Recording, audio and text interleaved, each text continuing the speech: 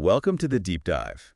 Today, we're going to dig into a really interesting chat Jason Nash had on the How He Mandel Does Stuff podcast. It's up on YouTube if you want to see the whole thing. Yeah, we've kind of gone through it, pulled out the key bits, so you get the highlights of what Jason's thinking about his career, his life, all that stuff right now. Exactly.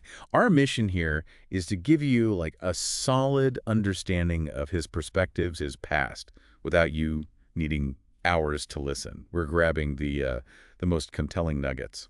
Think of it as the essential Jason Nash update beginnings, David Dobrik, comedy, relationships, even some pretty surprising stories. Okay, let's dive in. So Jason Nash, he started out doing stand-up, right? And Bit of acting, too. that's right. And the way he met David Dobrik is pretty classic, really. It was at the Improv. Oh, yeah. What happened? Well, Jason was doing this bit, kind of making fun of yelling at Gen Z, just a comedy thing. Sounds about right for him. Yeah. Yeah. And apparently Dobrik was there, saw it, thought it was hilarious. Yeah. So he went up to Jason afterwards and was like, hey, can you do that again tomorrow for a video? Wow, just like that. Just like that. And that was pretty much the start of, their big collaboration. Shows how things can just happen, right? Totally. And Jason said himself he was pretty broke before that, so that invitation must have felt huge. Oh, definitely a turning point. And they've worked together so much since then. He said something like, what was it? Basically, 90% of what I do, I work with him. 90%. That's massive. It really says something about how intertwined their careers became. It really does. You don't often see that kind of, sustained partnership in the online world. It changes so fast. And, many listeners probably know David Dobrik's had some rough patches, some controversies, the thicker and thinner times, as they say. Right. And it seems Jason has really stuck by him through it all. Makes you think about their actual friendship beyond just making videos. Yeah, that loyalty.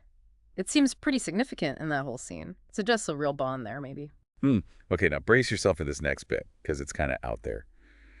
Jason told this story about David Dobrik marrying his mother. Well, his ex-stepfather, technically. Oh, I remember hearing about that. It was definitely one of those wait, what moments. Right. And Jason was joking about whether it was consummated or not. Yeah. Saying David's a smooth dude and ladies love David. Yeah, that adds a whole other layer of weirdness, doesn't it? But it kind of fits with their whole, boundary-pushing brand, I guess. You got to admire the honesty, maybe. Oh. Anyway, their work stuff has shifted, too. The Views podcast ended. Right, and now Jason's got his own thing. All good things. Yeah, and it sounds like doing his own podcast has given him, a new burst of energy. Why do you think that happens? Going solo after being part of a duo? Well, it's pretty common, isn't it? You get more control, you can explore your own voice, your own interests, maybe more directly. It's probably freeing in a way. Makes sense. And they also talk about David Dobrik stopping the vlogs. Jason's take was interesting. He kind of suggested David might have just ran out of the gas after doing it constantly for so long. Yeah, I mean, daily vlogging at that level must be absolutely exhausting, always needing new ideas, filming, editing, nonstop pressure. Totally. It's easy to see how someone could burn out. Yeah. Or just feel like they've done all they can do with that format. Exactly. Jason even compared it to Howie Mandel and Deal or No Deal, saying, maybe projects just have a natural lifespan. That's a good point. You explore it, you do everything you can, and then maybe it's time for something new. Yeah, it's just part of the creative cycle, I guess. Things peak, things fade, new stuff comes along. Okay, so let's switch gears a bit. Back to comedy, his roots. He said he's actually struggling to write stand-up now, even though he wants to get back to it. Yeah, kind of surprising, right, given his background. But maybe after doing the whole YouTube thing, which is more spontaneous, maybe? Yeah, maybe sitting down to craft jokes feels different, like a different muscle, as you said. Could be. Plus, the pressure's different. And then there's that amazing story from his time at NBC. He was a receptionist. Yeah, a receptionist. But he was also, slipping jokes to Norm Macdonald for Weekend Update. That's incredible. Talk about being in the right place at the right time. Imagine handing jokes to Norm Macdonald back then. Seriously. Especially during that era with all the edgy stuff, the OJ jokes. Oh, yeah. That was definitely a time when Update was pushing buttons. Must have been intense just being around that. For sure. Gives you a little window into how things worked back then. And he also mentioned Mick Jagger calling NBC one time. Yeah, just casually picking up the phone. NBC, how can I help? Oh, it's Mick Jagger. What do you even do in that situation? Try to sound professional while you're freaking out. Right. Probably just pure panic and trying not to hang up. A real only in showbiz moment. But he actually wanted to be on SNL, not just working near it. He auditioned. He did. Flew to New York, the whole deal. Auditioned the same day as Zach Galifianakis, he said. Maybe even Jimmy Fallon. Wow. Talking about stiff competition. Just being in that room. Yeah, the talent level trying to get on that show is insane. Must have been intimidating. And then the audition itself. The story about his Jim Morrison character. Oh, the boombox, yeah.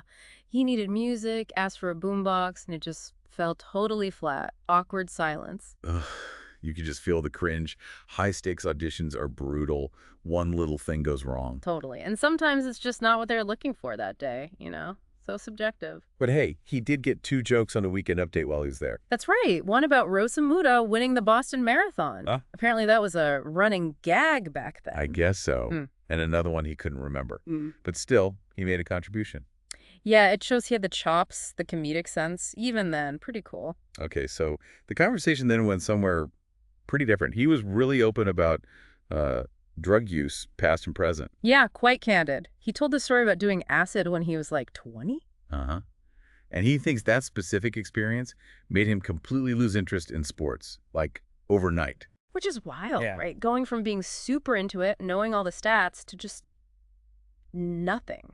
Zero interest. It's a massive shift. Mm. And he connected it to reading a book about Whitey Bulger. Yeah, apparently the book suggested acid played a role in Bulger becoming a killer, though Nash himself kind of said, you know, this might be bullshit. Right. But it was his way of making sense of that huge personal change, I guess. We all create narratives for ourselves, don't we? True. Finding ways to explain the big shifts. Okay, let's talk relationships. Obviously a big topic for him publicly. Definitely. And he was very clear. Putting a relationship online, thinking back to Trisha Paytas, Yeah. is the worst idea. Full stop. Yeah, sounds like a hard-earned lesson. The scrutiny, the drama, it's going to be incredibly tough on a couple. So his current relationship, which he said has been going for a couple of years now, he keeps completely private. Smart move, probably. He said she's a writer, more low-key than Trisha. Wants to protect that, you know, keep it away from the public eye. Totally understandable. It really shows how intense public life can mess with your personal life if you let it. For sure. Finding that balance is key. He also joked a bit about the age gap, him being late 40s, her in her 30s. Said she could do way better. Huh. Yeah, a bit of that self-deprecating humor coming through makes him seem more, I don't know, normal. Yeah, relatable. Right. But he also said he's open to getting married again, wants more kids even. Oh, really? That's quite optimistic then. Shows he's still looking forward, wants commitment and family. Yeah, definitely a hopeful note. And it sounds like things are good with his ex-wife too, his kid's mom. Oh, yeah. He joked about her being the new She-Hulk because she keeps breaking things. Okay, that's pretty funny. If you can joke like that, it suggests a pretty healthy co-parenting thing going on. Good for the kids. Definitely. And speaking of the kids, he has a daughter, 13, wants to be a writer. Following in the creative footsteps, maybe. And a son, 16, who's a talented musician. Nice. Seems like creativity runs in the family. Okay, now, this next story about his son, What? it's something else.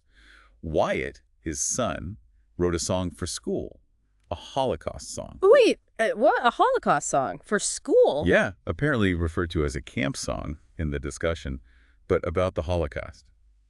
With some pretty shocking lyrics that Jason shared. Wow, okay. That's unexpected, to say the least, Yeah. for a school project. Right, but here's the kicker.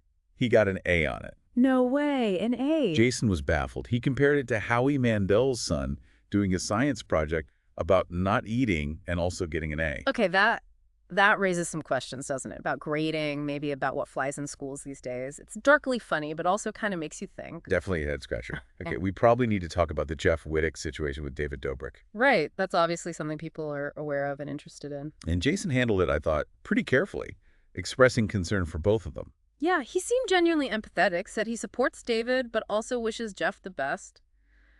That's a tough line to walk when you're friends with both. He mentioned getting the call about Jeff's accident, going to the hospital. Must have been incredibly difficult for that whole group. Oh, absolutely. A traumatic event that clearly affected everyone. Jason seemed to think the root of the problem now is just a lack of communication between Jeff and David. Do you think that's it? Just talking could fix it? Well, he seemed to think it was a big part of it. Mm-hmm. But, sometimes things go deeper than just talking, right? Hurt feelings, trust. Exactly. Communication is vital, but it can't always magically fix everything, especially after something major happens. And Jason did sound a bit pessimistic, actually. He said he felt the situation might be not repairable, That's a heavy thing to say. Suggests the damage might just be too significant at this point. Maybe they both just need to move on separately. which sounds like what's happening. Mm. He said he's still friendly with both, sees them separately, and it's not awkward for him personally. That takes some skill, navigating that. Maintaining individual friendships when there's conflict in the group. Yeah. He did mention regretting trying to mediate publicly before, like having Jeff on their old podcast. Oh, right. Trying to fix private stuff in public. Rarely ends well, does it? No, it usually just adds fuel to the fire, invites everyone else's opinions. Messy. Definitely. So, reflecting on all this public stuff, Jason sounded genuinely tired of the negativity. Compared it to Yelp reviews, where you only hear the bad stuff. That's a great analogy, actually. The constant barrage online. It must wear you down, skews your whole perspective. He even talked about wanting to retire someday, get a simple job like working at Starbucks. Just want some peace, maybe. I get that. After years in the spotlight, the pressure, the lack of privacy, the idea of just being anonymous, normal, must sound amazing. But then he immediately followed up by saying, he has kids, responsibilities, he has to keep working. Right, that sense of duty kicks in. Providing for family is a huge motivator for most people. Yeah. And he shared this really sweet little moment just talking about brushing his daughter Jackie's hair. A little glimpse of normal family life. Ah, those simple, quiet moments are probably what keep you grounded, right? A nice contrast to everything else. Totally. So, okay, looking ahead, he plugged his podcast, All Good Things, said he's got some cool guests coming up. Yeah? Who'd he mention? Julie Bowen, TJ Miller, Chad and JT, Lindsay Pellis, Pete Holmes. Pretty varied lineup. Wow, yeah. Sounds like he's really building something interesting there, getting diverse voices on. And he mentioned his website, thenashnation.com, for extra stuff. Still looking for a co-host, too. Oh, yeah. Any leads? He joked about maybe David Dobrik or even Howie Mandel's daughter. Either one would be a choice. Yeah, definitely different vibes there. Be interesting to see who lands the gig. And lastly, just some funny tidbits about his tattoos. Apparently, he has one of a penis in the mouth. Okay, well, that's memorable. And also the logo for David Dobrik's pizza place. So, he wears his connections, literally. Adds to the whole Jason Nash persona, I guess. Never a dull moment. So wrapping up this deep dive, what stands out? The long-standing tie with Dobrik, obviously. His comedy journey, the shift in how he handles relationships publicly. Yeah, and just how candid he is about the good and the bad parts of being online, being known. The weariness, but also the resilience. And thinking about his story, especially the friendships, the public scrutiny, Mm-hmm. it makes you wonder, doesn't it? What does loyalty really mean in that online world? Supporting someone through thick and thin. That's a great point. It's so intense, so public.